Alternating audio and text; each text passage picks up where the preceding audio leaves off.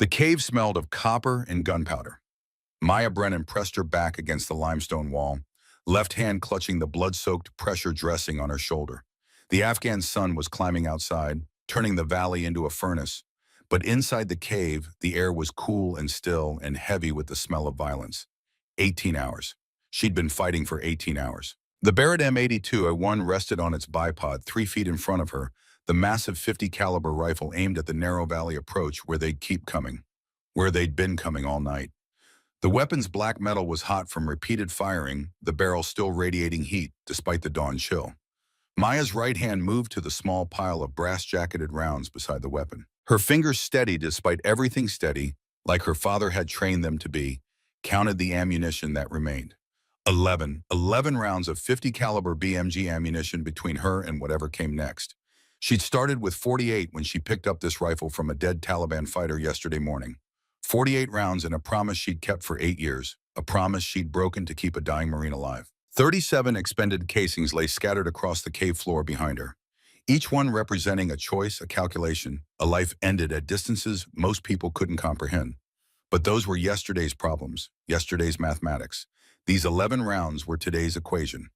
Through the cave entrance, Maya could see them, bodies scattered across the valley floor at intervals that told a story 600 yards, 800, 1,000, 1,200. 14 Taliban fighters who'd come hunting one wounded American medic and found something they hadn't expected.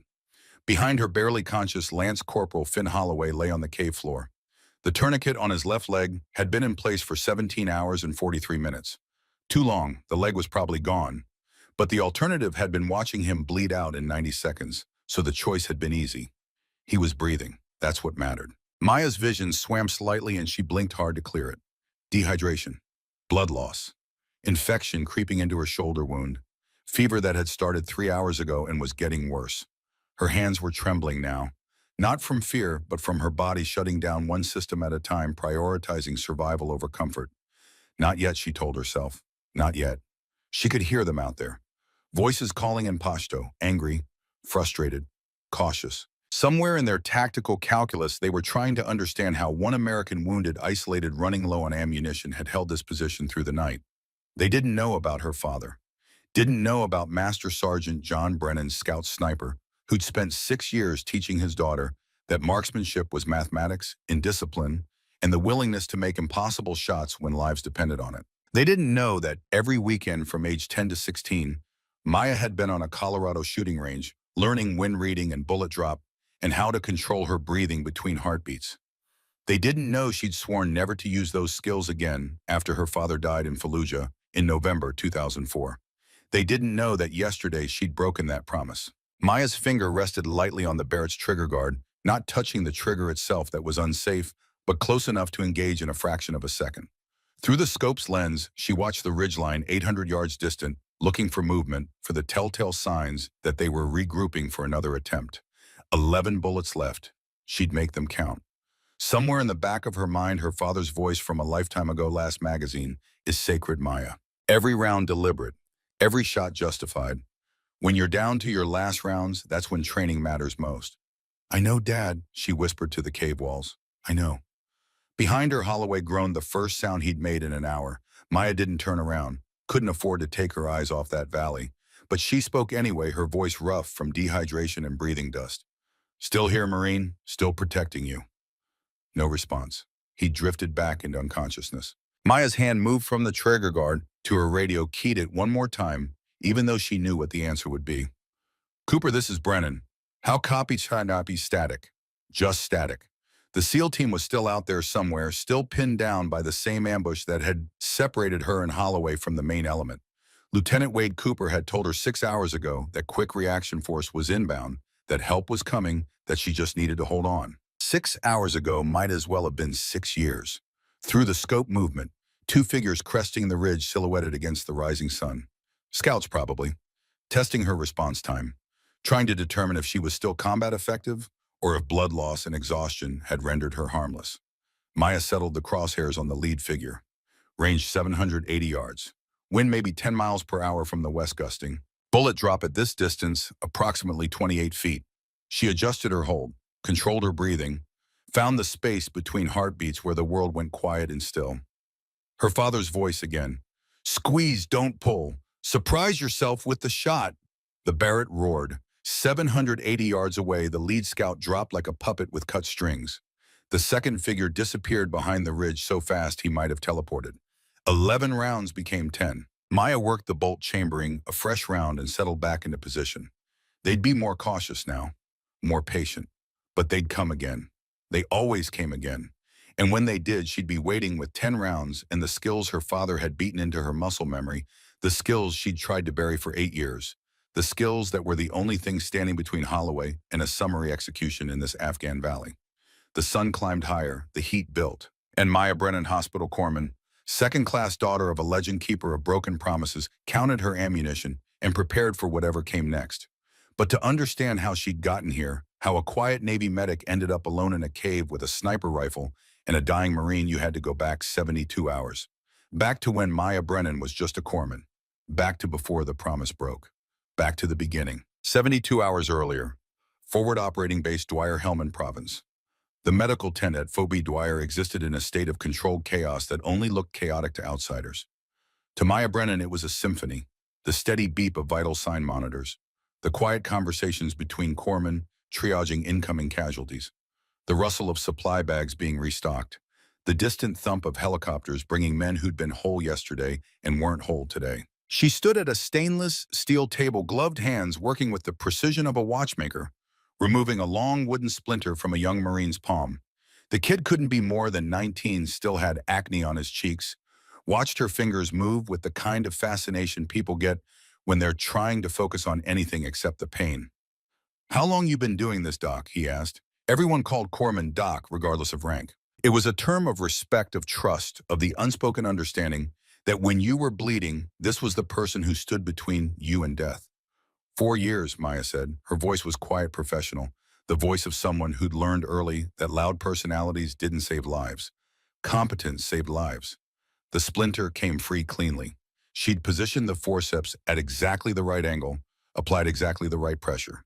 No tearing, no secondary trauma. Her hands knew the work the way a pianist's hands knew scales. Steady hands. That's what Senior Chief Reeves had called them last month. Surgeon hands, he'd said. The kind of hands that didn't shake under pressure, didn't fumble with IV lines when the world was exploding around you, didn't fail when someone's life balanced on your ability to tie a tourniquet in 12 seconds instead of 15. Maya had deflected the compliment. That's what she always did. She dropped the splinter into a metal dish and reached for antiseptic. At 5'3" and 118 pounds, she didn't look like someone who'd spent 4 years attached to Marine recon units. The desert had weathered her some fine lines at the corners of her green eyes, a permanent squint from too much sunskin, tanned to a golden brown, that her mother would have disapproved of. But her hands remained unmarked, unscarred, steady. You're good at this, the Marine said as she wrapped his palm in clean gauze. Maya didn't look up. It's my job. Always minimize. Always deflect. That's what you did when you had a past you couldn't afford to examine too closely, when you'd spent 8 years building a new identity on top of an old one, when your hands knew things your personnel file didn't mention. The tent flap opened and sunlight stabbed through the dim interior like a physical thing. Senior Chief Marcus Reeves ducked inside 6'2" and built like he'd been carved from granite, 48 years old, with the kind of weathered face that came from 3 decades in special operations. SEAL Team 3, combat medic. The kind of operator who'd seen enough action to know when to be scared and when to just get to work. Brennan's D, he said, his voice carrying the particular timbre of someone who expected to be obeyed. Chief needs you at the TOC briefing in 10. Maya finished tying off the bandage with a neat knot. This Marine First Chief. Reeves nodded, no argument, no impatience. In the medical tent, the corpsman's word was law rank be damned. He waited while Maya completed her work. Checked the bandage one more time, gave the kid instructions for keeping it clean, logged the treatment in her notebook with the meticulous handwriting of someone who knew that documentation saved lives when drug interactions became critical. She stripped off her gloves, washed her hands in the corner sink, and followed Reeves into the white-hot Afghanistan morning. The heat hit like a hammer. 112 degrees according to the thermometer outside the tent, and it wasn't even noon yet. July in Helmand Province meant temperatures that turned vehicle interiors into ovens and made body armor feel like you were wearing a furnace. They walked in silence through the organized chaos of the FOB, Marines moving with purpose between buildings. The diesel rumble of generators keeping the electronics alive. The distant thump of a Chinook helicopter somewhere beyond the wire. The particular smell that came from 400 men living in close quarters in a climate that wanted them dead sweat and dust, and JP ate fuel in the metallic tang of weapons oil. "You've been sleeping," Reeves asked without looking at her. "Enough." "That's not an answer, Brennan." Maya kept her eyes forward, watching her boots kick up small clouds of dust with each step. "It's the only answer I have, Chief." He let it drop. Reeves was good about knowing when to push and when to back off, when concern was appropriate, and when it crossed into micromanagement. It was one of the reasons Maya respected him. The Tactical Operations Center squatted in the middle of the base like a reinforced bunker, which is exactly what it was. Sandbags stacked 8 feet high. Blast walls. Enough electronic equipment inside to coordinate operations across 3 provinces. The air conditioning hit like walking into a freezer after the outside heat. 6 men waited around a map table covered in satellite imagery and tactical overlays. SEALs mostly. Maya recognized the particular way they held themselves, the quiet confidence that came from being the most dangerous people in any given room and not needing to prove it. She'd worked with SEAL teams before. They were professional, competent, and generally willing to listen when corpsmen told them that a man couldn't patrol on a torn ACL no matter how much he wanted to. Lieutenant Wade Cooper stood at the head of the table, 35, lean, with the kind of weathered face that came from too many deployments and not enough sleep. Good officer, fair, the kind who made hard decisions and then lived with them instead of making excuses. "Brennan," Cooper said, nodding acknowledgement. "Thanks for coming. You know everyone here." Maya's eyes swept the room. Reeves, 2 SEALs she'd worked with on previous operations, Thompson and Rodriguez, and 3 she hadn't met, including a petty officer of first class with linebacker shoulders and eyes that said he'd rather be anywhere else. His name tape read Sullivan. "Most of them, sir." "Right, let me bring you up to speed." Cooper tapped the map table, highlighting a location in red. "Intelligence reports a Taliban weapons cache here 15 kilometers northeast of our position. Small compound, probably 6 to 8 military-age males on site. Mission is recon and verify, get eyes on the cache. Confirm the intelligence, paint it for an airstrike if the ordnance justifies the sortie." Maya studied the map with tactical eyes she wasn't supposed to have. Rough terrain, mountains, limited exfil routes. The kind of geography where things went wrong fast and stayed wrong. Her mind automatically started calculating medical contingencies, water requirements for a 15-click patrol in this heat, casualty evacuation times, if someone went down in the mountains, the kinds of injuries you got in that terrain. Combat medicine was mathematics. Calculate the variables. Prepare for the worst. Hope for the best. "Your role," Cooper continued, and Maya pulled her attention back to his briefing, "is strictly medical support. You'll move with the patrol, provide aid if needed, but you stay back from any direct action. Rear element with Lieutenant Rodriguez." "Clear." "Clear, sir." Sullivan shifted his weight. It was a small movement, barely noticeable, but Maya caught it in her peripheral vision. Filed it away. Body language told stories that words didn't. "Questions?" Cooper asked the room. Maya had about a dozen. Questions about the route, about the intelligence source, reliability, about what they'd do if the 8 military-age males turned out to be 20. But she'd learned early in her career that corpsmen who asked too many tactical questions got labeled as overstepping their lane. Better to stay quiet, absorb the information, and be ready when things inevitably went sideways. "No, sir," she said. "Good. We step off at 0300. Get your gear squared away. Dismissed." The room began to empty. Maya turned to follow Reeves out, but Sullivan's voice stopped her. Not directed at her, carefully directed at the SEAL beside him, but just loud enough to carry. "So we're babysitting now." Maya's shoulders tensed for half a second before training took over. "Let it go. Don't react. Prove yourself with actions, not words." That's what her father had always said. She kept walking, but she'd heard it, babysitting. Like she was cargo to be protected instead of a professional who'd spent 4 years keeping Marines alive in places where the war was very real and very close. Outside, Reeves fell into step beside her. "Don't let Sullivan get to you," he said quietly. "I'm not. He's a good operator, just cautious about unknowns in his team." Maya nodded. She understood. In their world, unknowns got people killed. Trust had to be earned with blood and competence, and she hadn't had the chance to prove either to Sullivan yet. "Get some rest," Reeves said. "Tomorrow's going to be long." "Yes, Chief." But Maya didn't sleep much that night. She lay in her rack in the female quarters, a plywood box barely big enough for a cot and a wall locker, staring staring at the ceiling and thinking about the mission, about Sullivan's skepticism, about the weight of expectations she'd spent 8 years trying to avoid. Her father's voice from somewhere in memory. The best operators are the ones nobody expects, Maya. The quiet ones. The ones who do the work without needing recognition. She hadn't expected to become an operator. Hadn't wanted it. After her father died in Fallujah in November 2004, after she'd promised her mother that she'd never follow that path, Maya had buried those skills as deep as they'd go. Joined the Navy as a corpsman, saved lives instead of taking them. For 8 years it had worked. For 8 years she'd been just a medic. But skills like her father had taught her didn't stay buried. They lived in muscle memory in the way she read terrain without thinking about it, in hands that knew how to hold a rifle, even when they were holding surgical instruments. Tomorrow she'd prove she could do the job. Just the medical job, nothing else. Tomorrow the promise would hold. The Black Hawk cut through the darkness at 120 knots, rotors beating the air in that distinctive rhythm that meant insertion was coming. Maya sat in the troop compartment surrounded by 8 SEALs who looked like they were half asleep. That's what experience bought you, the ability to rest even when you were flying into hostile territory at low altitude. She kept her eyes open, watching. The crew chief at the door guns silhouetted against the star-filled Afghan sky. The pilots visible through the open cockpit door, hands steady on controls. The second Black Hawk 50 meters off their starboard side, another 8-man element matching their flight path. The helicopter smelled JP-8 fuel hydraulic fluid, the particular funk of military aviation mixed with the taste of altitude. They were flying nap of the earth, hugging terrain to stay below any potential radar coverage. Maya's stomach rolled slightly with each sudden altitude change, but she'd done enough of these insertions to function through the discomfort. Reeves leaned close, shouted over the rotor noise. "You good?" Maya gave him a thumbs up. Good as she was going to be anyway. 15 minutes out, the crew chief held up both hands. 15 minutes, the SEALs came alive. Not suddenly, not with any wasted motion, but gradually.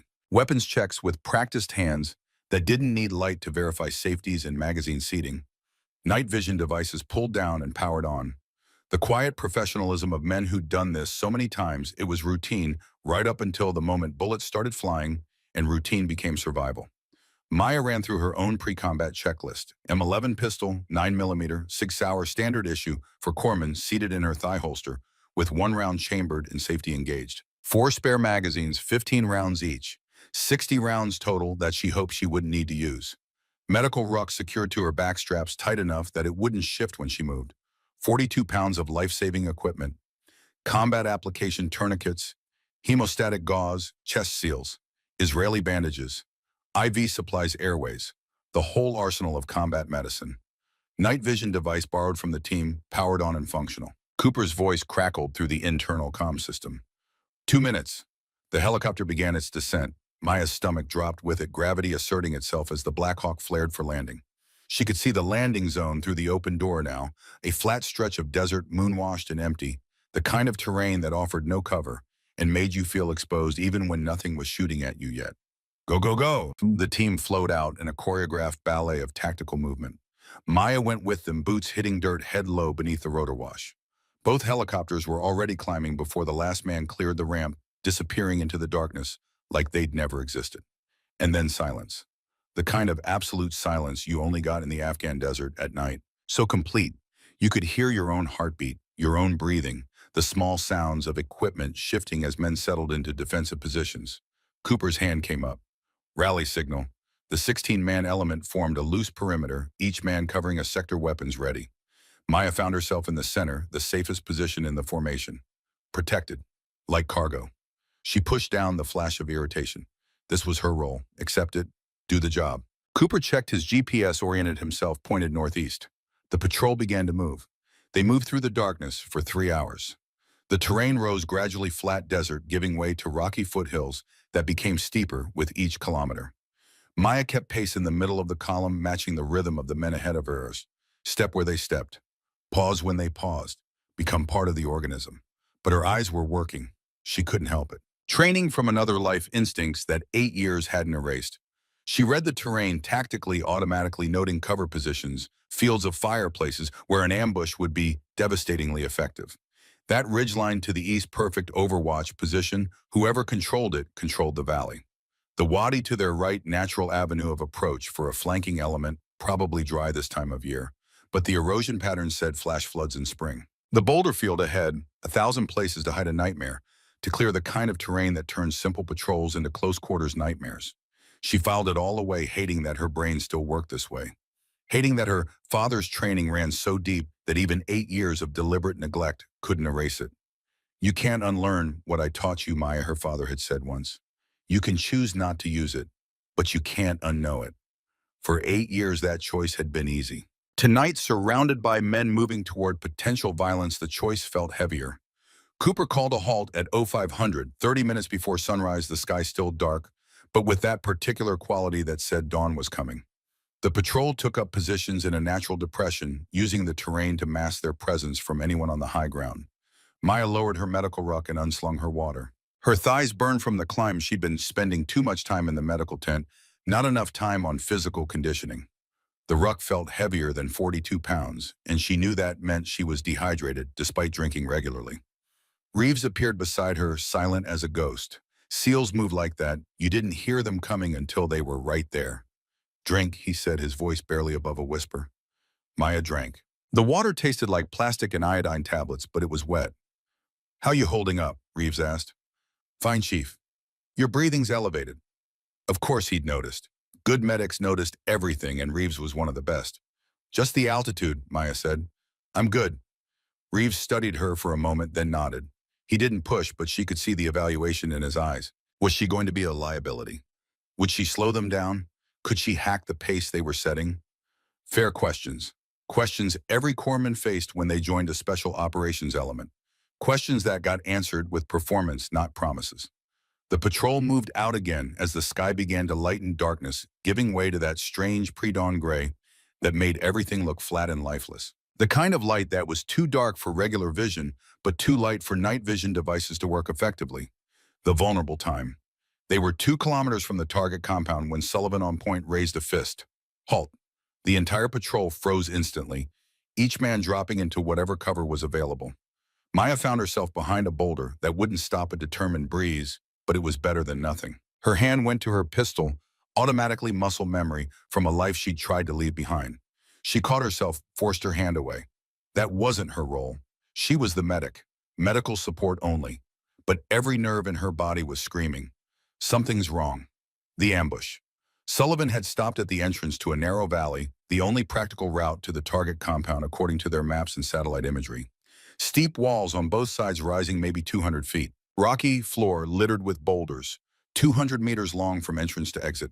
A perfect kill zone. Maya could see it, instantly could read the terrain the way some people read books. Any competent fighter would see it. This valley was a death trap waiting to be sprung, and they were about to walk into it. Cooper moved up to Sullivan's position, both men keeping low.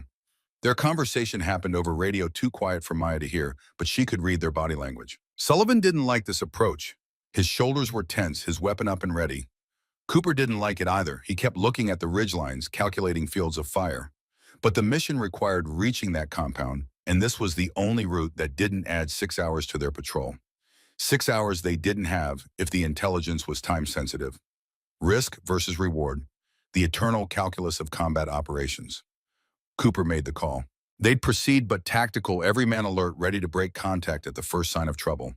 The patrol entered the valley in staggered formation, 5 meters between each man, weapons covering different sectors. Maya was positioned in the middle of the column, safest place, most protected. She felt her heart rate spike despite her training. Every instinct was screaming to stop, to turn back, to find another way. But she wasn't in charge. She was the medic. Her job was to follow and be ready. They made it 50 meters into the valley. That's when the world exploded. The first RPG came from the eastern ridgeline. Maya saw the flash of launch before she heard the sound, that distinctive whoosh crack of a rocket-propelled grenade. It impacted the valley floor 15 meters ahead of Sullivan, and the explosion was enormous in the confined space. Pressure waves slammed into Maya's chest like being hit with a baseball bat, sound loud enough to hurt. Then the machine guns opened up. Heavy weapons, multiple positions, pre-sighted fields of fire that had been planned and rehearsed. The Taliban had turned this valley into a kill zone, and the SEAL Patrol had walked right into it exactly like they'd been expected to. "Contact right," Cooper's voice controlled, despite the chaos, the voice of a leader who'd been here before. "Contact left, suppress, and move." The SEALs reacted with the precision of professionals, returning fire, moving to whatever cover existed. creating angles that made it harder for the ambushers to engage effectively. But there wasn't much cover to be had in the middle of a valley floor. The boulders were scattered, the distances between them too far, and the enemy had the high ground. Maya hit the dirt behind a rock that might stop small arms fire if she was lucky. Rounds cracked overhead with that distinctive supersonic snap that meant they were passing within feet. Inches. Close enough that she could feel the pressure wave of their passage. "Doc," someone was screaming. "Doc," she looked left. 50 feet away, Lance Corporal Finn Holloway, 22 years old, Marine security element, had showed her pictures of his girlfriend back in California just yesterday, was down. Blood spreading across his left thigh in arterial spurts, that distinctive bright red that meant femoral artery compromise. Femoral hemorrhage. 30 seconds until unconsciousness from blood loss. 2 minutes maximum until death. Maya didn't think. Couldn't afford to think. She moved. The distance from her position to Holloway felt like a mile.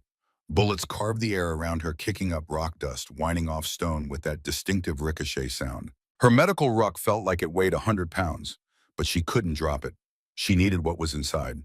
Time did that strange thing it did under extreme stress, seemed to slow down and speed up simultaneously. She could see individual muzzle flashes on the ridgelines, could count the brass casings arcing from Sullivan's M4 as he provided covering fire, could hear her own breathing harsh and rapid inside her head. She reached Holloway in what felt like an hour but was probably 5 seconds. His eyes were wide, pupils dilated with shock. The blood was pumping from his inner thigh in rhythmic spurts that matched his heartbeat. Definitely arterial, definitely fatal, if not controlled immediately. She had maybe 45 seconds before he lost enough blood pressure to lose consciousness. Maya's hands went to work with the automatic precision of 4 years of combat medicine and hundreds of hours of training. Her mind cataloged the injury with clinical detachment, even as her body moved on pure muscle memory. Entry wound, medial thigh, no exit wound visible, likely projectile still lodged in tissue. Femoral artery compromised, possibly vein as well. Class 4 hemorrhagic shock imminent. Need tourniquet, need it now, need it high and tight. She grabbed a combat application tourniquet from her ruck orange nylon band with a windlass rod designed to cut off blood flow completely through mechanical pressure. The device had saved countless lives in Iraq and Afghanistan. Would save Holloway's life if she applied it correctly and quickly. "This is going to hurt," Maya told him, her voice cutting through his shock. He was trying to say something mouth-moving, but no sound was coming out. Going into shock already, body prioritizing blood flow to vital organs, shutting down peripheral systems. Maya positioned the tourniquet as high on his thigh as physically possible within 2 inches of his hip joint and started cranking the windlass.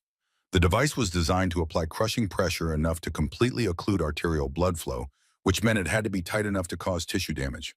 Holloway screamed. Good. Screaming meant consciousness. Screaming meant his brain had enough oxygen to register pain. Silence would have meant death was imminent. She cranked the windlass 3 full turns, watching the arterial spurts slow and then stop completely. Locked it in place with a securing clip.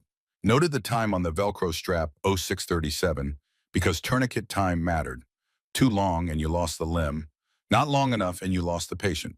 90 seconds from impact to tourniquet application. Good time. Not great, but good enough. Holloway's eyes were starting to glaze, consciousness slipping. Maya pulled an IV kit from her ruck, needed to get fluids in him, immediately combat the shock buy time for his cardiovascular system to compensate for the blood loss. Around them, the firefight continued. Bullets cracking overhead. Explosions. The controlled chaos of men fighting for their lives. Maya found a vein on the first try, 18-gauge needle into the antecubital vein, taped secure. Connected a bag of saline, opened the flow all the way. A liter of fluid wouldn't replace the blood he'd lost, but it would help maintain blood pressure, keep his organs perfused, give him a chance. "Brennan," Cooper's voice sharp with stress. "We need to move now." Maya looked up.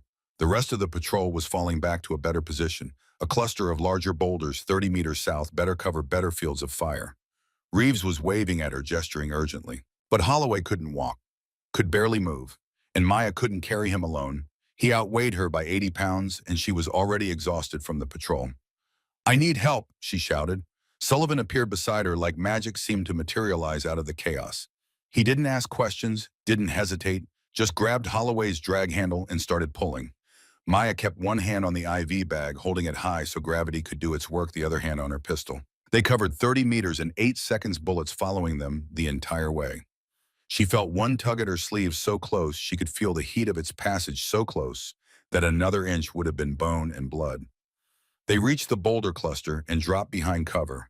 Maya immediately went back to Holloway, checking the tourniquet still tight, still effective, checking his pulse thready but present, maybe 90 beats per minute, checking his breathing, rapid and shallow classic shock presentation, checking his skin pale and clammy, another shock indicator. She needed a second IV line. Two routes were better than one when you were fighting hemorrhagic shock. Around her, the SEALs were returning fire with controlled precision. 3-round bursts, aimed shots making every round count. Professional, disciplined, but they were outnumbered and outgunned, trapped in a valley with only two ways out: forward, through the ambush, or back the way they'd come. Neither was good. Cooper was on the radio calling for quick reaction force support, requesting immediate air support, trying to coordinate extraction. But Maya knew the mathematics of combat logistics. QRF would take minimum 30 minutes to spin up and fly out here. Probably closer to an hour given current operations tempo. They had to survive that long first. She got the second IV line established in Holloway's other arm, pushed fluids as fast as they'd flow. His color was marginally better, still pale, but not the gray-white of impending death. The tourniquets were working. The fluids were helping. He might make it, if they could hold this position. If QRF arrived in time. If the Taliban didn't overrun them. Too many ifs. Separated, the next 20 minutes were a blur of violence and controlled chaos. The SEALs fought like professionals, but the Taliban had numbers and position. Every time the patrol tried to maneuver, machine gun fire drove them back. Every time they tried to establish better cover, RPGs forced them to displace. Maya worked on Holloway with singular focus, blocking out everything except the medical task in front of her. Applied pressure dressings to smaller wounds. She hadn't noticed initially: shrapnel cuts on his arms and face, probably from the initial explosion. Monitored his vitals continuously. Adjusted IV flow rates based on his blood pressure response. She'd never had to shoot anyone. 8 years as a corpsman, dozens of combat missions, and she'd never needed to fire her weapon in anger. Her pistol remained holstered, her focus entirely on keeping Holloway alive. Then an RPG impacted the boulder directly above her position. Maya saw it coming, that distinctive trail of smoke and fire, but couldn't move fast enough. The explosion was massive, close enough that the pressure wave felt like being hit by a car. She threw herself over Holloway's body, instinctively shielding him with her own mass. Felt shrapnel tear into her left shoulder, hot pain immediate and sharp, like being stabbed with a red-hot poker. The world went white for a moment, pain receptors overloading, then training took over and she pushed through it.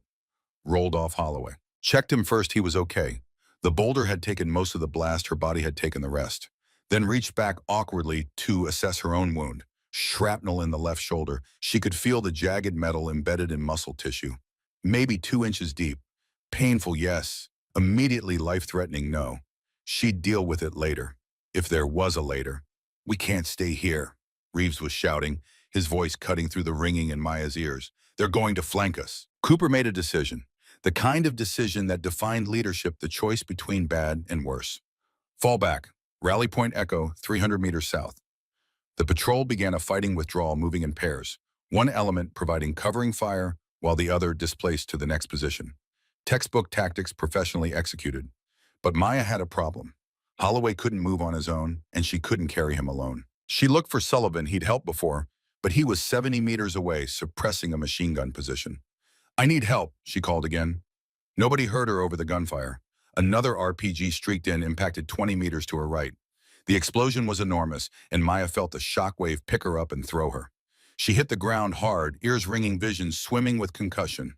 When she looked up, the patrol was gone, not abandoned, displaced. They'd moved to the next covered position exactly like they were supposed to. Professional. Correct. But in the case and smoke and noise and violence, she and Holloway had been left behind. Separated. Maya's training kicked in with automatic precision. Assess the situation, identify threats, determine course of action. The Taliban were advancing from the north, moving with tactical discipline through the boulder field. The SEAL patrol had withdrawn south, trying to break contact and establish a better defensive position. Between them, trapped in the middle with no good options, were one wounded Marine who couldn't walk and one corpsman with shrapnel in her shoulder. She could hear Cooper on the radio, his voice tight with the realization of what had happened. "Brennan, what's your position?" Maya keyed her radio with bloody hands. "Still at the boulder cluster. Holloway can't move. I can't carry him alone." A pause. Maya could imagine the calculation Cooper was doing, the impossible mathematics of combat leadership. We're pinned down, Cooper said finally, and she could hear the weight in his voice, the guilt.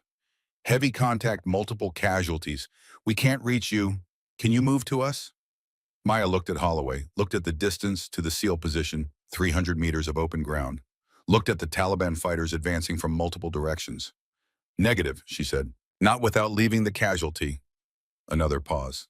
Longer this time. When Cooper spoke again, his voice was rough. Understand, hold your position. We'll get to you as soon as we break contact. But Maya could hear the unspoken truth in his tone. They might not be able to break contact, might not be able to get back to her. The Taliban had them pinned, and reinforcements were probably coming. She and Holloway were on their own. Maya dragged Holloway behind the largest boulder she could reach, her shoulders screaming with every movement, set him down as gently as she could manage, checked his vitals again, pulse steady at 80 blood pressure, holding at 90/60 consciousness, returning in fits and starts. The tourniquet had been in place for 27 minutes. She had maybe 3 hours before permanent tissue death became inevitable. 3 hours to get him to surgical intervention or accept that he'd lose the leg. But losing the leg was better than losing his life. She took stock of their situation with the clinical detachment that combat required. Resources: 1 M11 pistol with 60 rounds total, 1 fragmentation grenade, 1 shoulder wound that needed treatment but wasn't immediately critical. Medical supplies sufficient for sustained care. No long-range weapons, no air support, no quick reaction force for at least 45 more minutes. Threats: approximately 20 to 30 Taliban fighters who knew exactly where she was and were probably coordinating an assault right now. The mathematics were simple and brutal. 60 pistol rounds against 30 fighters. Even if she was perfect, which nobody was, she'd run out of ammunition long before she ran out of targets. This was how you died in Afghanistan. Outnumbered, outgunned, waiting for help that might not arrive in time. Maya checked the tourniquet one more time. Still tight, still effective. Holloway would survive his wounds if she could protect him long enough for extraction. That was the mission now. Keep him alive. Hold this position. Wait for rescue. She pulled a field dressing from her medical ruck and awkwardly wrapped her own shoulder one-handed. It wasn't pretty, but it would slow the bleeding. That's all she needed to slow everything down. Buy time, survive. Her radio crackled. Cooper's voice distant and scratchy with interference.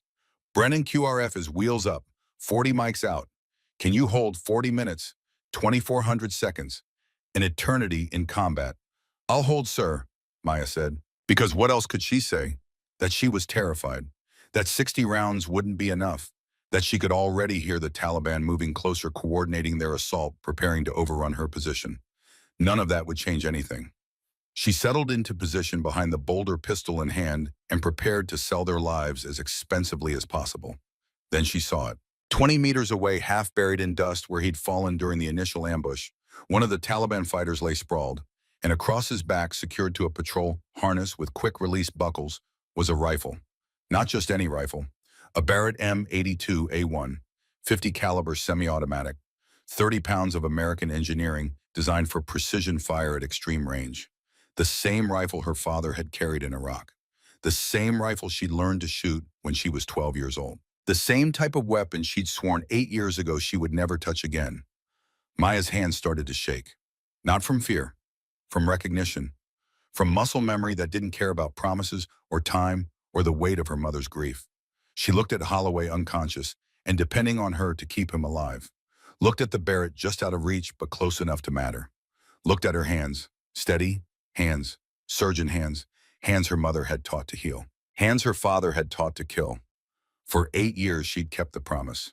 For 8 years she'd been just a medic, just a corpsman, just someone who saved lives instead of taking them. But 8 years and 1,000 promises wouldn't stop the Taliban from executing Holloway if they overran this position. Maya made her choice. "I'm sorry, Mom," she whispered. Then she moved. She covered the 20 meters in a low sprint that made her shoulder scream. Bullets followed her. She could hear them impacting rock, kicking up dust, but she didn't stop. Reached the dead fighter, grabbed the Barrett, pulled it free from the harness with hands that knew exactly how to handle it even after 8 years. The weapon felt right, felt familiar, felt like coming home to a place she'd tried to forget existed. Maya dragged the Barrett back to Holloway's position, every movement agony, but she didn't stop until she was behind cover again. Set the rifle down. Check the chamber-loaded round ready. Check the magazine, 48 rounds of 50 caliber BMG ammunition. 48 rounds. She settled the Barrett on its bipod, made sure it was stable, then looked through the scope. The valley stretched out before her in crystal clarity.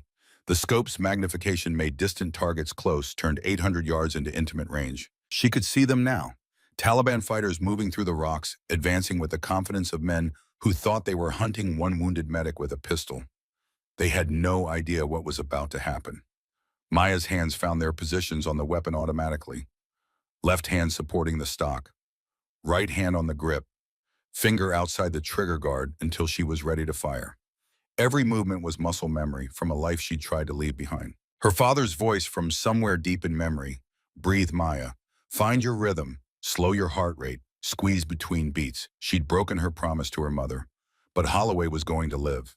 And Maya Brennan, Hospital Corpsman's second-class daughter of Master Sergeant John Brennan, keeper of broken promises, was done pretending she wasn't her father's daughter. The first shot would tell them everything had changed. The second shot would make them understand they'd made a terrible mistake. She settled the crosshairs on a fighter advancing at 700 yards, controlled her breathing, found the space between heartbeats, and squeezed. The Barrett 82. A one's roar was like the voice of God. The recoil slammed into Maya's wounded shoulder with the force of a sledgehammer, and she gasped in pain. Through watering eyes, she watched the scope picture, forcing herself to verify despite the agony radiating down her left arm. 700 yards downrange, the Taliban fighter dropped like a puppet with cut strings. But it had been a bad shot. She'd pulled it left by maybe 2 feet, caught him in the shoulder instead of center mass. Sloppy. Her father would have been disappointed. Maya worked the bolt with practiced efficiency, chambering a new round. The brass casing ejected with a metallic clink, falling to join the growing pile of empties that would tell the story of this fight. 47 rounds remaining. The other Taliban fighters scattered, suddenly aware they were under fire from something more substantial than a pistol. They couldn't see her. The cave entrance and rock formations provided good concealment, but they knew someone was shooting, and they knew it wasn't small arms fire. Maya's shoulder was a mass of pain now. The shrapnel wound had reopened with that first shot, and she could feel blood soaking through the hasty dressing. Every breath hurt. Every movement was agony. But pain was just information. You could function through information. She found another target through the scope, 680 yards. A fighter taking cover behind a boulder, but his head and shoulders were visible. Smaller target than she'd prefer, but she couldn't afford to be picky. Her father's voice: "First shot tells you what you did wrong. Second shot proves you learned from it." Maya adjusted for the wind. She could see it moving the dust devils in the valley, maybe 15 miles per hour from the west. Adjusted for bullet drop at this range. Compensated for the pain-induced tremor in her hands. Found her breathing rhythm. Slow. Controlled. The way her father had taught her when she was 12 years old and barely big enough to hold a rifle this size. Squeezed. The Barrett roared again. The recoil drove into her damaged shoulder like a knife, and Maya bit down hard to keep from screaming. Through the scope, she watched the target drop. Clean hit this time. Center mass. The other fighters were scrambling now, trying to find cover, trying to understand where the fire was coming from. Their confident advance had turned into a tactical retreat. Good. Maya settled back into position, fighting against the pain and exhaustion, and waited. Let them think. Let them regroup. Let them make their next mistake. Behind her, Holloway groaned. Still alive. Still unconscious. The tourniquet had been in place for 43 minutes now. He had maybe 2.5 hours before the leg was definitely gone. She needed to keep him alive that long. 700 hours. 1 hour into the siege. The next 4 hours were an education in patience and precision. The Taliban had learned from their initial casualties. They didn't advance across open ground anymore.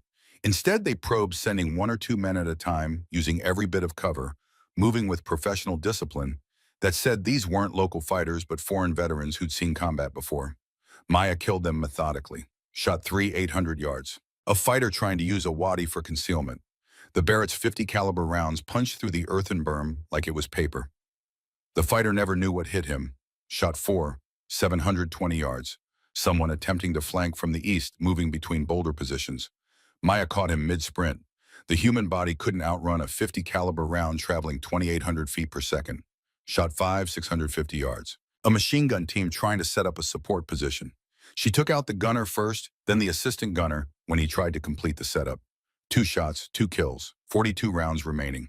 Between engagements, Maya worked. Checked Holloway's vitals every 15 minutes. Pulse still steady at 80 beats per minute. blood pressure holding at 95/65. The IV fluids were doing their job. He drifted in and out of consciousness, sometimes mumbling incoherently, sometimes quiet. She gave him water when he was lucid enough to swallow, kept him shaded from the climbing sun, monitored for signs of shock or infection. The tourniquet had been in place for 90 minutes. She loosened it slightly, just enough to allow some blood flow and prevent total tissue death, then tightened it again after 30 seconds. A calculated risk but necessary if there was any hope of saving the leg. She also treated herself. The shoulder wound was worse than she'd initially assessed. The shrapnel had gone deeper than 2 inches more, like 3, maybe 4. She could feel it grinding against bone when she moved. Infection was inevitable in this environment, but she couldn't do anything about that now. She redressed the wound with better supplies from her medical ruck, injected herself with antibiotics from her limited supply, and tried not to think about how much it hurt. The pain was constant now. A dull roar that spiked to sharp agony every time the Barrett's recoil slammed into her damaged shoulder. She'd fired 5 times, and each shot felt like being stabbed. She had 42 rounds to go. The mathematics were brutal but simple. If she made every shot count, if she maintained this defensive position, if help arrived before she ran out of ammunition or collapsed from blood loss or infection, they might survive. Too many ifs. 1100 hours. Wave 2. They came again at 1100, more organized this time, 12 fighters advancing in a coordinated assault from multiple directions. They'd learned from the morning's Western stayed at longer ranges, used better cover, moved with tactical discipline that made them harder targets. Maya watched them through the scope, 800 to 900 yards, at the outer edge of what most people would consider effective range. But the Barrett wasn't limited by most people's expectations. At 50 caliber with the right shooter, the M82A, one was effective out to 1,800 meters. At 900 yards, Maya was well within her capability envelope. The problem wasn't the rifle's limitations. It was hers. Every shot hurt now. Her shoulder was swelling, the tissue damage from repeated recoil accumulating. Her hands were trembling, slightly not from fear, but from pain and blood loss and dehydration. The fever had started too, a low-grade heat that made her head feel muzzy, made concentrating harder. But she'd been shooting since she was 10 years old. Her father had made her practice in all conditions, tired, hungry, cold, hot, stressed. Anyone can shoot fresh, he'd said. You need to shoot when everything hurts and you want to quit. That's when marksmanship matters. Maya found her first target, a fighter setting up what looked like a heavy machine gun on a rock outcropping. 920 yards, long shot especially in her condition. She did the calculations automatically. At this range, the bullet would drop approximately 35 feet and drift maybe 4 feet in the wind. She adjusted her scope accordingly, compensated for the distance and wind and angle. Found her breathing rhythm despite the pain. Slow, controlled. Between heartbeats, squeezed. The Barrett bucked against her shoulder, agony, but she kept her eye in the scope, forced herself to verify despite the pain. 1.2 seconds later, 920 yards away, the fighter collapsed. The heavy machine gun tumbled from its position, useless now. The other Taliban scattered, but they didn't run. They'd committed to this assault, and they were professionals enough to see it through. Bad decision for them. Over the next 30 minutes, Maya systematically eliminated targets. 900 yards. A fighter's torso visible above a boulder. 1,000 yards. Someone moving between positions thinking distance meant safety. 850 yards. A flanking element trying to use the eastern approach. 1,100 yards. The longest shot she had attempted since her father was alive, since Colorado, mornings spent on the range with wind and distance, and her father's patient instruction. The Barrett spoke 6 more times. 6 men fell. By 11:30, the valley was quiet again, except for the wind and the distant sound of Cooper's element, still engaged somewhere to the south. Maya lifted her eye from the scope, blinking to clear the tunnel vision that came from extended time behind glass. Her hands were shaking badly now. Blood loss and pain and exhaustion combining to make even simple movements difficult. She checked her ammunition. 36 rounds remaining. Checked Holloway. The tourniquet had been in place for 5 hours. His leg was probably gone, but he was breathing, and breathing meant alive, and alive meant she was doing her job. She keyed her radio with trembling fingers. Cooper's status. Static, then Cooper's voice tight with stress. Still engaged. QRF hit another ambush 5 clicks out, they're delayed. Best estimate, 60 mics before they can reach us. 60 minutes. 1 more hour. Maya did the math automatically. 60 minutes with 36 rounds against an enemy that kept coming. The math worked. Barely. Roger, she said. I can hold. Brennan, Cooper paused. How many have you engaged? Maya looked at the brass casings scattered around her position. 12 expended rounds from the 48 she'd started with. 12 confirmed kills, sir. Silence on the other end. Long enough that Maya thought she'd lost the connection. Then, with what weapon? Barrett M8 2A1, sir, 50 caliber, ranges from 650 to 1100 yards. Another long pause. Where the hell did you learn to shoot a Barrett, Brennan? Maya looked at her hands, looked at the rifle her father had trained her on, looked at the valley scattered with men who'd underestimated what a corpsman could do. My father taught me, sir, Master Sergeant John Brennan, scout sniper. He made sure I understood that marksmanship wasn't just pulling a trigger. It was mathematics and discipline and the will to make hard shots when everything hurt. She could hear Cooper processing that, trying to reconcile the quiet corpsman he knew with someone who could engage targets at these distances. Can you hold your position? Yes, sir, as long as the ammunition lasts. Roger, hold what you've got. Help is coming. But Maya could hear the doubt in his voice. Help was coming, but would it arrive in time? Would she have ammunition left when they got here? Would she still be conscious? Too many questions with no good answers. She settled back behind the Barrett and waited for the next wave. 1,300 to 1,800 hours. Attrition. The afternoon was a slow grind of heat and violence and mathematics. They stopped coming in waves. The Taliban had learned that lesson. Instead, they probed continuously, one or two men at a time, testing her response time, trying to wear her down, trying to make her expend ammunition on targets that weren't critical. Maya refused to play that game. She let the probes come, only engaging when they got close enough to threaten her position or when they presented targets too valuable to pass up. 1,300 hours, two fighters attempting to use a wadi for approach.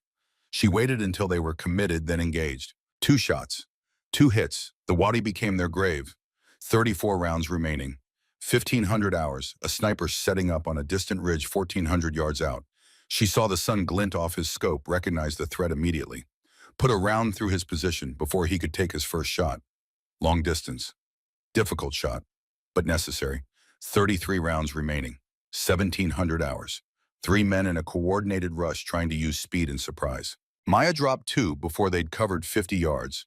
The third made it to cover, but it was cover that left him pinned, unable to advance or retreat. She left him there, better to have him stuck than waste ammunition finishing him. 31 rounds remaining. Between engagements, she fought her body's betrayal. The fever was worse now. She could feel it burning through her blood, making her head fuzzy, making concentration harder. The shoulder wound was definitely infected. She could see the red streaks radiating from the injury, could smell the distinctive odor of bacterial growth. Her hands trembled continuously now, and she had to fight to keep them steady enough for precision shooting. She drunk all her water by 1,400 hours. The dehydration was getting critical, dry mouth difficulty. Concentrating urine, dark amber when she'd relieved herself behind a rock. In this heat, dehydration could kill as surely as bullets. She also maintained Holloway. Changed his IV bags, monitored his breathing and pulse. The tourniquet had been in place for 10 hours now.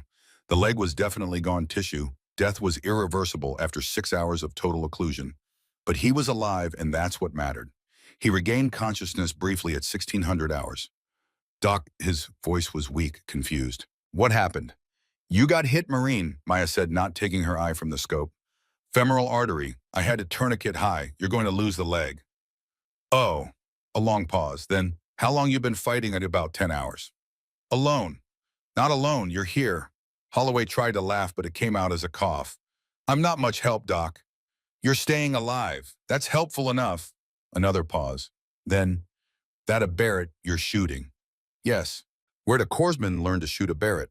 Maya squeezed the trigger, watched the target drop at 900 yards, worked the bolt to chamber a fresh round. My father taught me, she said, before he died, before I promised my mother I'd never touch a rifle again. She paused. Before I had to choose between keeping a promise and keeping you alive. Holloway was quiet for a moment. I'm sorry, Doc, for making you break that promise. Don't be. I'd make the same choice again. He drifted back into unconsciousness after that, probably for the best. Consciousness meant feeling pain, and he had enough pain without being awake for it. Maya focused on the scope, on the valley, on staying alive long enough for rescue. 1,800 hours. Sunset. The sun set at 1,900 hours, and with it came a brief tactical reprieve. The Taliban pulled back as darkness approached, probably regrouping, probably planning a night assault. They had to know that Maya's ammunition was running low, had to know that continuous pressure would eventually break her. They weren't wrong. She did a careful inventory as the light faded. Ammunition 28 rounds remaining. She'd fired 20 in the last 12 hours. Not wasteful, but not conservative either. Every shot had been necessary, every target justified. But 28 rounds wouldn't last forever. Water gone, all consumed. She was severely dehydrated now. Headache pounding, vision occasionally blurry, coordination degraded. Probably down to 90% functionality, maybe 85. Medical supplies sufficient to maintain Holloway indefinitely, but her own antibiotics were exhausted. The shoulder infection was spreading. The fever was over 103 now. Without treatment, sepsis would kill her in 24 to 48 hours. Physical condition degraded. The shoulder was useless for anything except absorbing recoil. Her hands shook continuously. The fever made thinking harder, made calculating wind and distance require conscious effort instead of automatic assessment. The mathematics were simple. She was dying, slowly professionally maintaining function as long as possible, but dying nonetheless. The question was whether help would arrive before her body quit. She keyed her radio as darkness settled over the valley. Cooper status. QRF finally broke through their ambush. They're 30 mics out. Brennan, can you hold 30 minutes? 1,800 seconds. An eternity when you were fighting fever and dehydration and 14 confirmed kills worth of enemies who wanted revenge. I'll hold, sir, Maya said. Because what else could she say? We're coming for you, Cooper said. Both of you, just hold on. The radio went silent. Maya settled back into position and waited for darkness to bring the next attempt. 2,100 hours. Night assault. They came at 2,100 hours using darkness and night vision as force multipliers. 8 fighters advancing in a tactical line moving with professional discipline. These weren't local Taliban. These were foreign fighters, probably Chechen or Pakistani veterans who'd been doing this for years. Dangerous. Maya watched them through her borrowed night vision device, the world rendered in shades of green and black. They moved well using terrain and darkness together, advancing in bounds with proper cover and mutual support. Professional. She let them close to 350 yards. At that range, even with night vision, they wouldn't see her muzzle flash in time to react effectively. Then she opened fire. The first round caught the lead fighter center mass. The .50 caliber didn't just kill. At this range, it destroyed. The others scattered immediately, their tactical discipline shattering when faced with invisible death. Maya worked the bolt, found another target, fired. The second man dropped. She fired 4 more times in 90 seconds, the Barrett's muzzle flash painting the cave entrance in strobing light. 4 shots, 3 hits. 1 missed because the target dove behind cover at exactly the right moment. The remaining 4 fighters broke and ran, their assault shattered by precision fire they couldn't counter. Maya's shoulder was screaming now. Each recoil felt like her arm was being torn off. She could feel bone grinding on bone, could feel blood running freely down her arm, despite the dressing. 22 rounds remaining. She slumped against the cave wall, breathing hard, fighting against the pain and exhaustion that wanted to drag her under. Couldn't pass out. Not yet. Not while Holloway needed her. Not while the enemy was still out there. Behind her, Holloway was unconscious again. The tourniquet had been in place for 14 hours. His pulse was still steady. Remarkably, his cardiovascular system had compensated for the blood loss, the IV fluids, maintaining sufficient pressure. He'd survive this. If they were rescued soon, if infection didn't set in, if a dozen other variables aligned correctly, he'd survive. Minus 1 leg, but alive. That had to be enough. Maya checked the time. 2,200 hours. QRF was supposedly 20 minutes out when Cooper had called. That had been 30 minutes ago. Which meant she heard them before she saw them. The distinctive thump, thump, thump of Black Hawk rotors still distant but getting closer. Rescue. She keyed her radio with hands that could barely hold the device. Cooper, I hear helicopters. That's QRF Brennan. They're inbound to your position. Pop smoke when you see them. Maya pulled her last smoke grenade from her vest. Purple smoke, medical emergency priority casualty. Pulled the pin, threw it as hard as she could manage, which wasn't very hard given her condition. Purple smoke billowed into the night sky, visible even in darkness. The helicopters altered course, heading directly for her position. 2 minutes, maybe 3, then this would be over. Maya settled back behind the Barrett one final time, providing overwatch while the birds came in. If the Taliban tried one more assault during the landing, she'd stop them. 22 rounds, more than enough for one final engagement. The Blackhawks flared over her position, rotors kicking up dust and debris.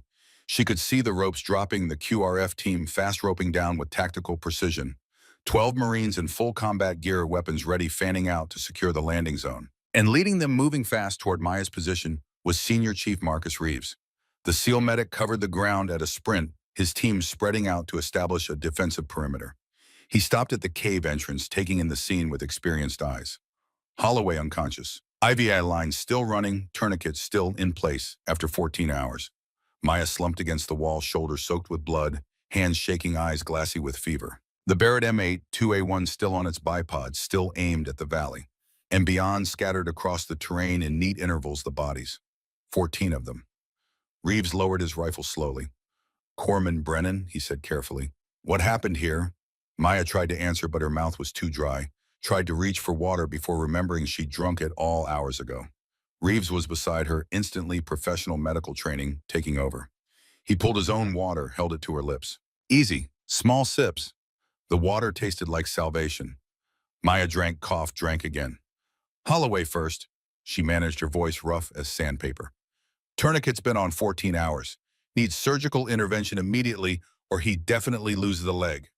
Reeves glanced at Holloway, then back at Maya. "I've got a surgical team on the bird. They'll take him. But right now I need to assess you. Where are you hit?" "Shrapnel, left shoulder, approximately 4 inches deep. Infection present, fever 103.5 last time I checked." Maya's clinical assessment came automatically even through the exhaustion. "Blood loss moderate, dehydration severe. Combat effective time, maybe 30 more minutes before I lose consciousness." Reeves keyed his radio. "I need a litter team and surgical evac now. 2 casualties, 1 critical, 1 urgent." Then he turned his attention to the valley beyond the cave, to the bodies scattered at impossible distances, to the empty brass casings, to the Barrett. "Brennan," he said quietly, "those men out there, that was you." Maya nodded. "All of them. 14 confirmed kills, ranges from 350 to 1,400 yards. Her voice was flat, emotionless, delivering facts. "I had to protect the casualty." Reeves stared at her for a long moment, processing what it took to make those shots, to hold this position alone for 14 hours, to maintain medical care while conducting precision fire at extreme range. "Where did you learn to shoot like that?" The question Maya had known was coming. The question that meant 8 years of hiding were over. The secret revealed, the promise to her mother publicly broken. "My father," she said. "Master Sergeant John Brennan, Marine Scout Sniper. 96 confirmed kills in Iraq. Killed in action November 2004 during the Second Battle of Fallujah." She paused. "He taught me everything from age 10 to 16. I promised my mother after he died that I'd never use those skills. Kept that promise for 8 years. Until today," Reeves said. "Until I had to choose between the promise and Holloway's life." 2 corpsmen arrived with a litter, moving with practiced efficiency to prepare Holloway for transport. They looked at the tourniquet at the time marked on the strap, at the IV line still flowing. One of them, a young hospital corpsman, 3rd class, looked at Maya with something approaching awe. 14 hours on a tourniquet, and he's still got pulses in the foot. That's incredible work, Corpsman." "Will he keep the leg?" Maya asked. "Maybe. Probably not, but maybe. You gave him a chance. That's more than most would have in this situation." They loaded Holloway onto the litter and carried him toward the waiting helicopter. Maya tried to stand to follow, but her legs wouldn't cooperate. The adrenaline that had kept her functional for 14 hours was crashing hard, leaving only exhaustion and pain. Reeves caught her before she fell. "Easy, Brennan, I've got you." "The Barrett," Maya said, her mind still stuck on details, on making sure nothing was forgotten. I'll bring it. You need to get on that bird." 14 Taliban KYA, she insisted. "Verified through scope. Engagement ranges 350 to 1,400. Ammunition expended, 26 rounds, 50 caliber BMG. 26. She'd started with 48, which meant, "How many rounds do you have left?" Reeves asked. Maya's hands moved to check the magazine automatically. 22.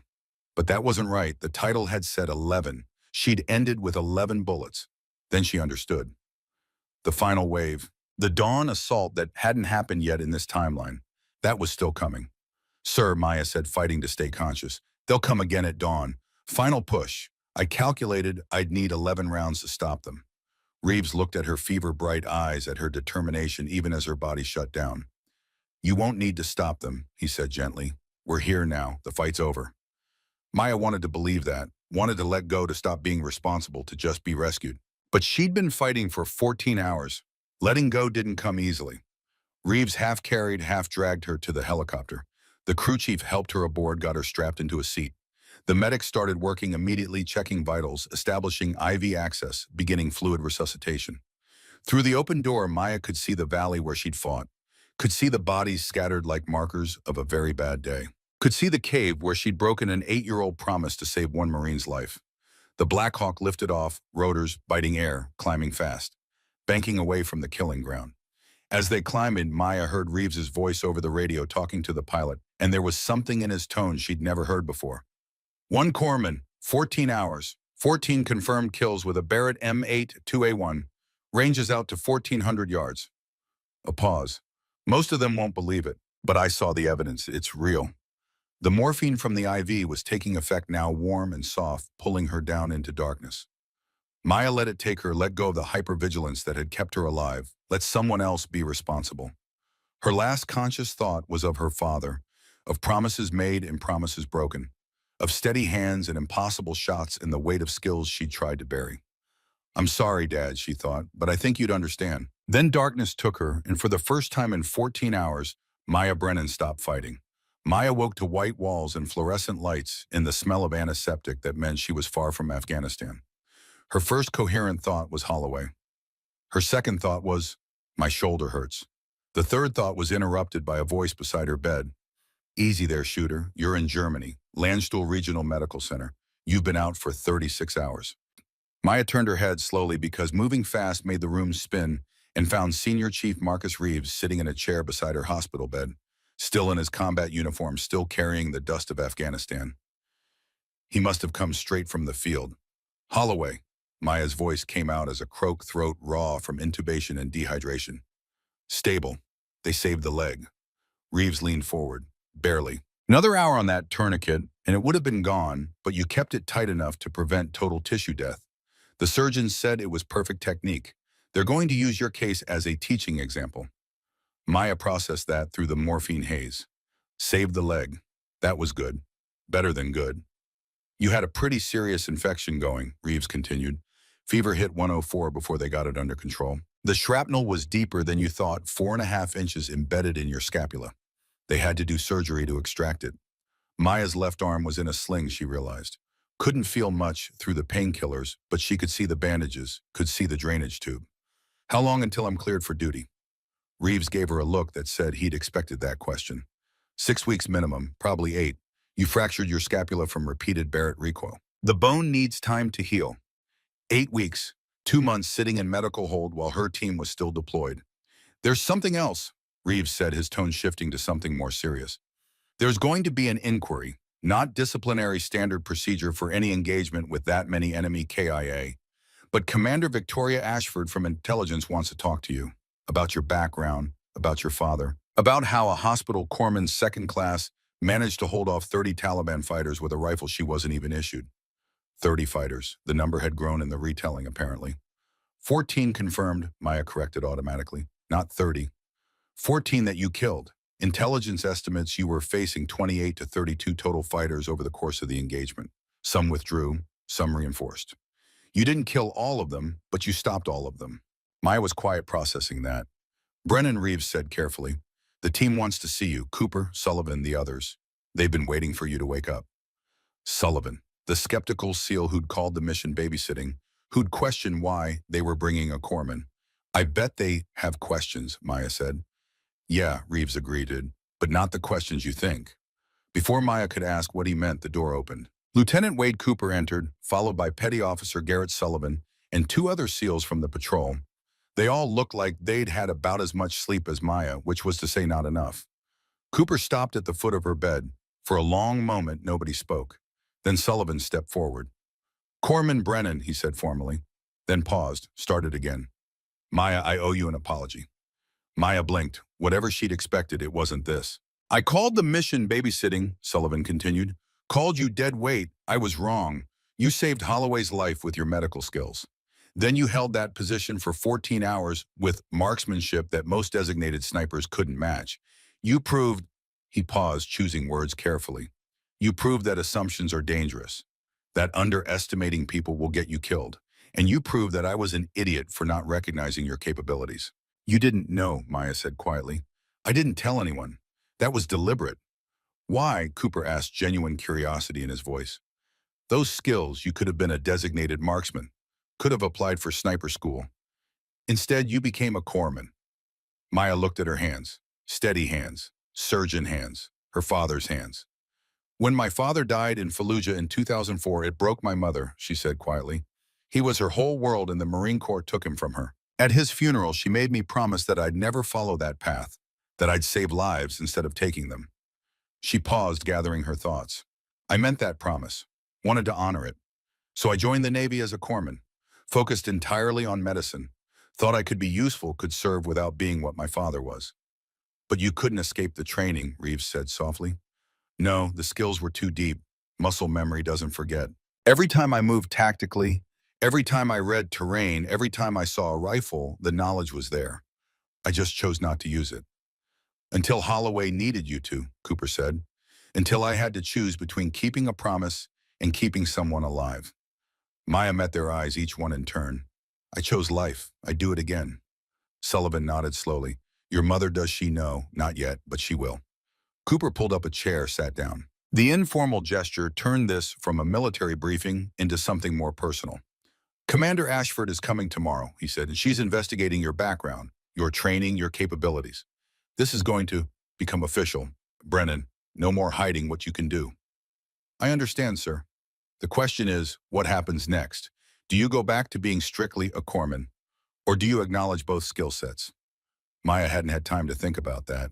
Hadn't had time to consider what came after the revelation after 8 years of hiding were stripped away in 14 hours of combat. I don't know, sir, she said honestly. Well, Cooper said, you've got 6 weeks of medical recovery to figure it out. In the meantime, rest, heal, and know that from my team you have our respect.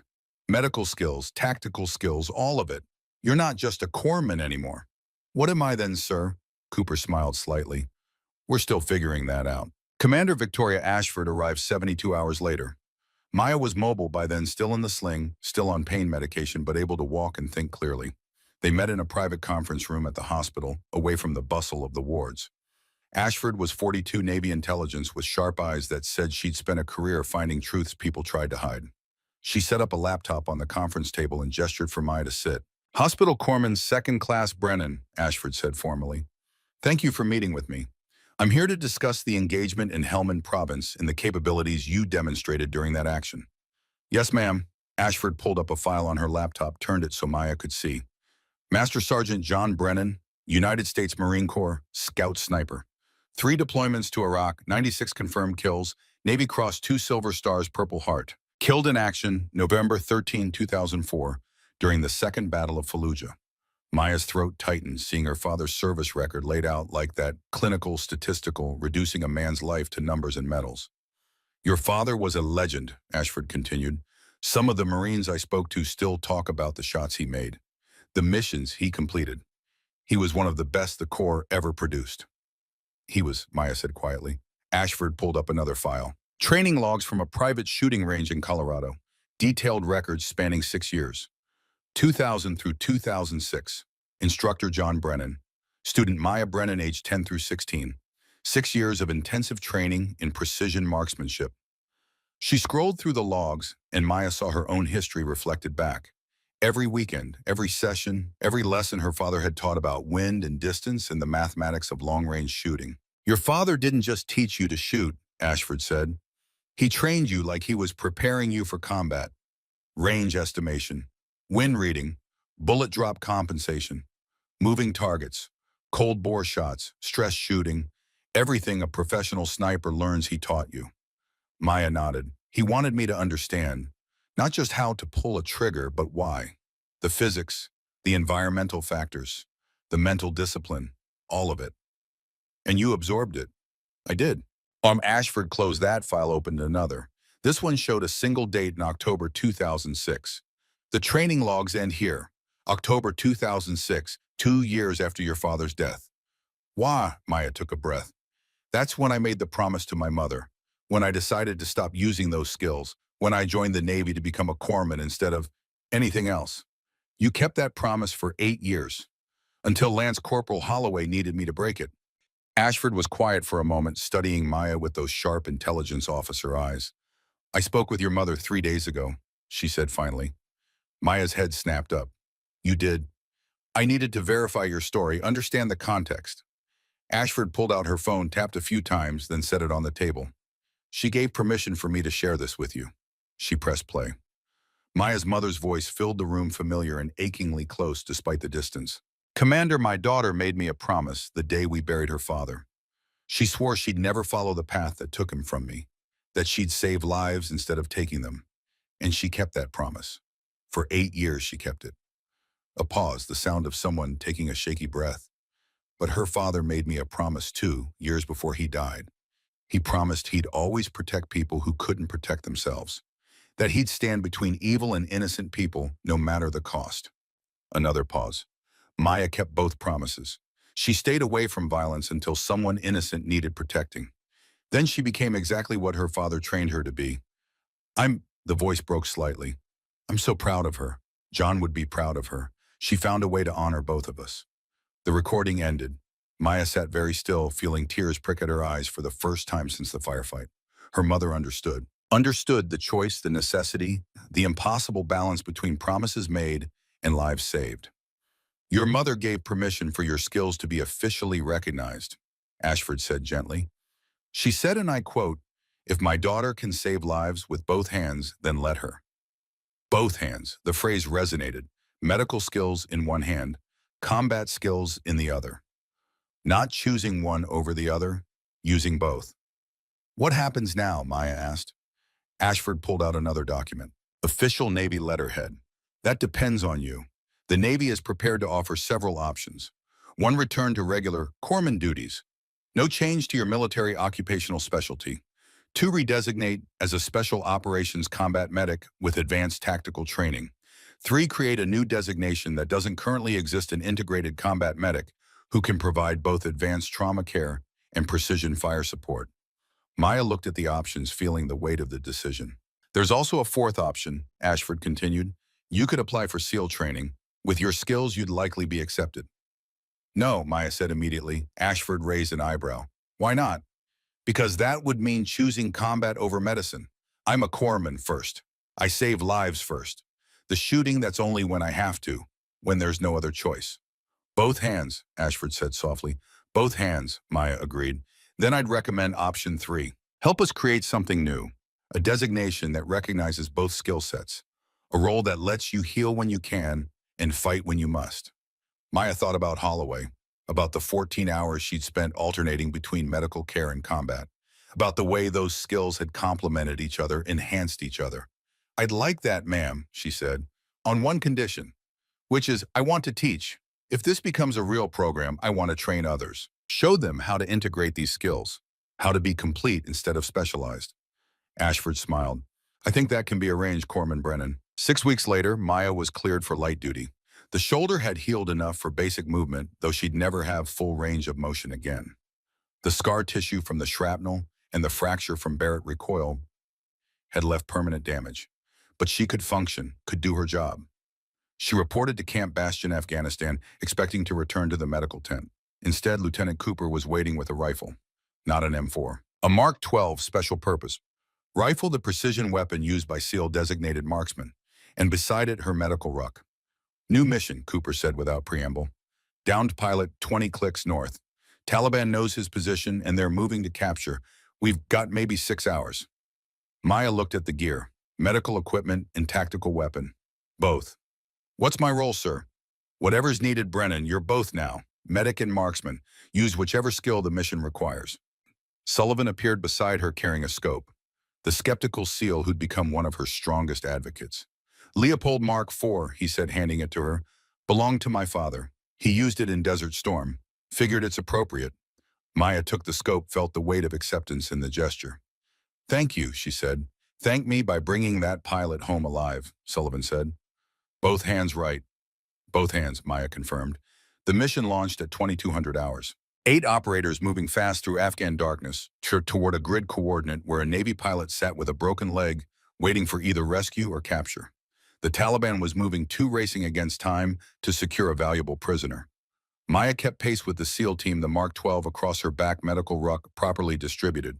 She was carrying more weight than during the previous mission, but 6 weeks of physical therapy had rebuilt her strength, rebalanced her conditioning. They reached the pilot's position at 0100 hours. He was in bad shape.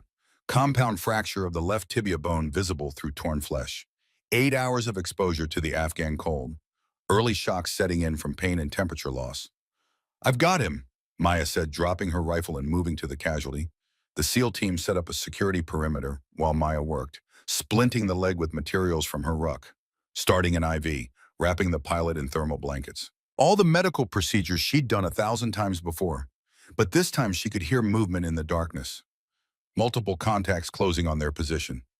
Cooper keyed the radio. "We've got 30-plus Taliban inbound, 3 minutes out." Maya looked at the pilot, looked at her work. He needed another 4 minutes of stabilization before he could be moved safely. "Can you give me 4 minutes?" she asked. Cooper evaluated the tactical situation. "We'll give you what we can. Get it done." Maya worked faster, secured the splint with quick wraps instead of perfect ones, got the IV flowing at maximum rate, got the pilot's core temperature stabilized enough that movement wouldn't kill him. 3 minutes. Then she heard Sullivan's voice. "Contact 900 yards north, multiple targets." Maya finished taping the IV line, stood, grabbed her Mark 12. "He's stable for transport," she told Reeves. "Get him to the extract point." "What are you doing?" Reeves asked. "Buying you time." She moved to a position with good sightlines, set up the Mark 12 on its bipod, looked through the Leopold scope her father would have recognized, would have approved of. 900 yards out, she could see them. Taliban fighters moving in tactical formation toward the pilot's last known position. 10 men, weapons ready, closing fast. Maya settled into the familiar rhythm her father had taught her, breathing, heart rate, wind reading. Fired. The lead target dropped. The others scattered. She shifted aim. Fired again. Another target down. Behind her, she could hear Reeves and the others moving the pilot. They needed 2 more minutes to get him clear. Maya gave them 3. 6 shots, 5 hits, 1 miss when the target moved at exactly the wrong moment. But 5 Taliban fighters neutralized at 900 yards, buying critical time. Then she was up and moving, rifle in hand, rejoining the team as they carried the pilot toward extraction. They made it 400 meters before contact again. Closer this time, 200 yards. No time for precision shooting. The team engaged with suppressive fire while Maya dropped back to the pilot. His blood pressure was dropping. The stress of movement was pushing him toward shock. "I need 30 seconds, she called. The team gave her 20. She adjusted IV flow, administered pain medication, stabilized vitals. Then she was up with her rifle, providing covering fire while they moved. Medic to marksman, healing to fighting, both hands working together, not separately. They reached the extract point at 0300. The pilot was alive, stable, ready for medevac. As the Black Hawk climbed into darkness, Cooper turned to Maya. "That's how it's done," he said.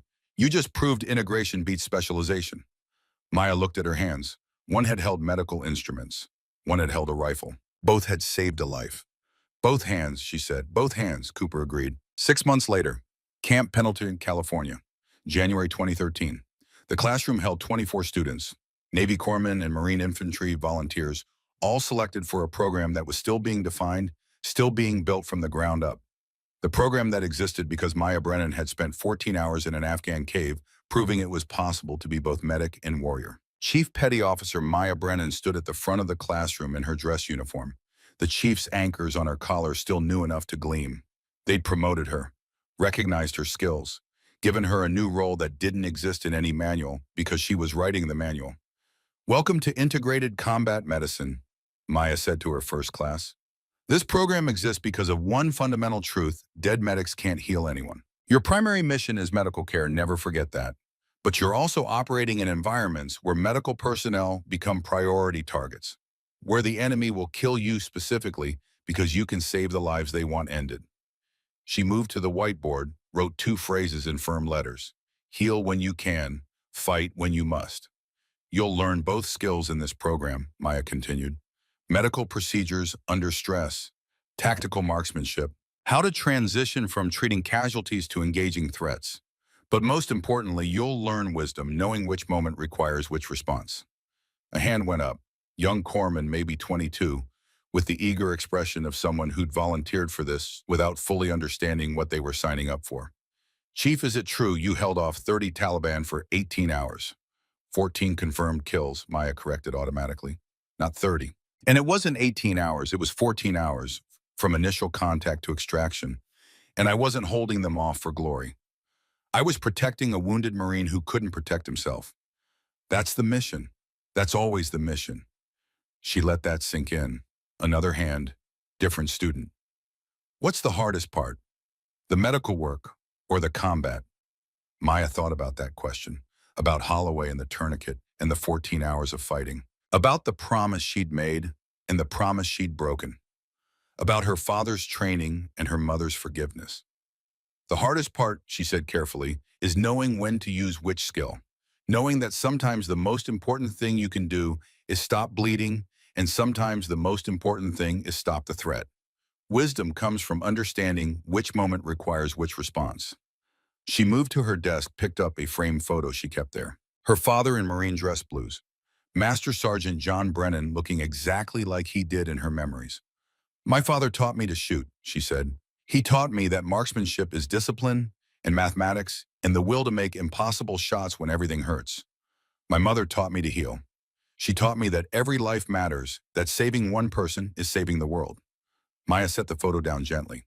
In Afghanistan, I learned that my father and my mother were both right, that I could honor both of them, that the hands my mother taught to heal could be the same hands my father taught to fight.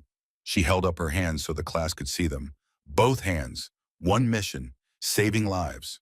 The phrase had spread since that day in Afghanistan. Both hands.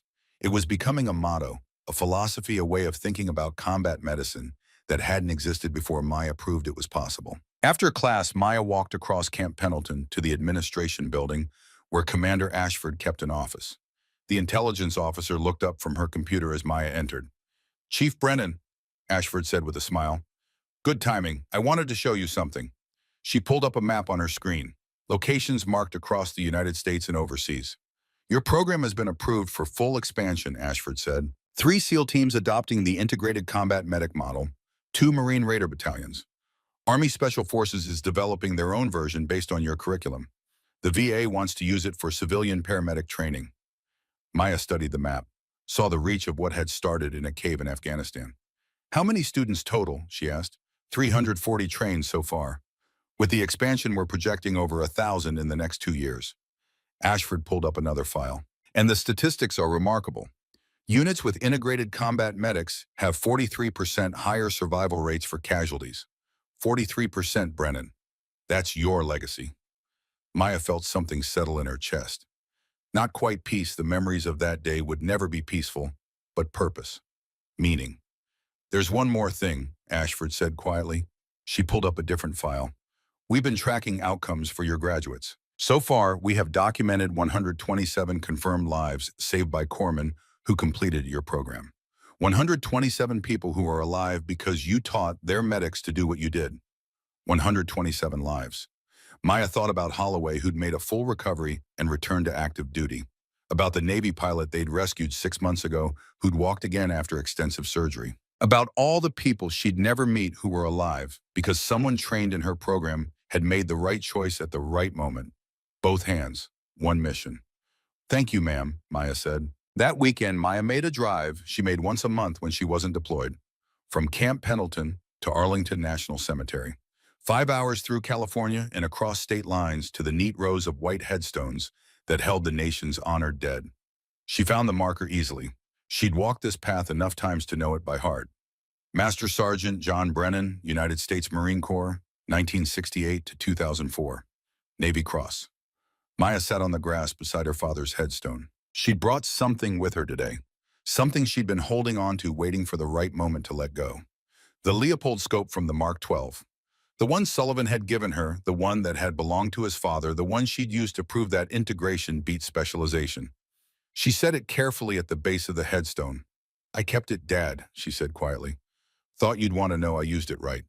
Used everything you taught me right. Not for glory or medals or any of that. Just to save people. A breeze moved through the cemetery, rustling the flags on nearby graves. Mom understands now. Took her a while, but she gets it. We talk every week. She's proud. Says you'd be proud too. Maya paused, gathering her thoughts.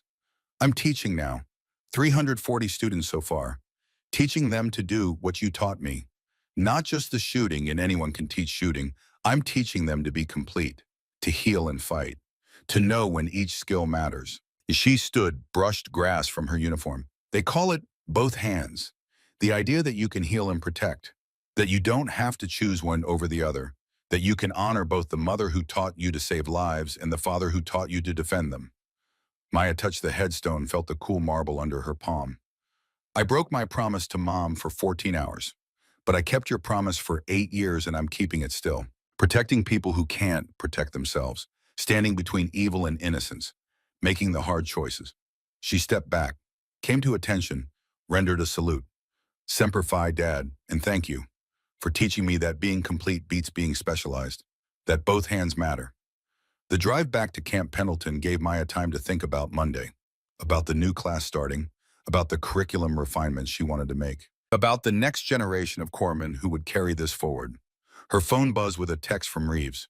New mission brief Monday 0800. Might need both hands again. Maya smiled, sent back a simple reply. Ready? Because she was, ready to teach, ready to serve, ready to use both the skills her father had taught and the skills her mother had valued. Ready to be complete instead of specialized. Both hands, one mission, saving lives. That night, Maya stood in her apartment looking at herself in the mirror. Chief Petty Officer, instructor, combat veteran, daughter of a legend who'd become a legend herself. On her desk sat a framed photo, her father on one side, her mother on the other. And between them, Maya at 16 on a Colorado shooting range, her father's hand on her shoulder, both of them smiling. Before the promises, before the loss, before the impossible choice, but also before the answer. She'd found a way to honor both of them, to be both healer and warrior, to break the promise that limited her and keep the promise that completed her. Both hands could hold a rifle and surgical instruments. Both hands could destroy threats and save lives. Both hands could honor a father who taught strength and a mother who taught compassion. Both hands could change the world one life at a time. Maya turned off the light and prepared for Monday, for teaching, for passing forward the lessons she'd learned in blood and pain and 14 hours of impossible choices. Tomorrow, she'd show 24 students what both hands could do. Tomorrow, the legacy would continue. Tomorrow, more lives would be saved. But tonight, Chief Petty Officer Maya Brennan slept the sleep of the justified someone who'd found their purpose and made peace with the cost. Outside, the California night was peaceful. Inside, Maya dreamed of Colorado mountains and Afghan valleys, and all the people still alive because she'd refused to choose between who she was and who she was supposed to be. She'd become both, and that had made all the difference.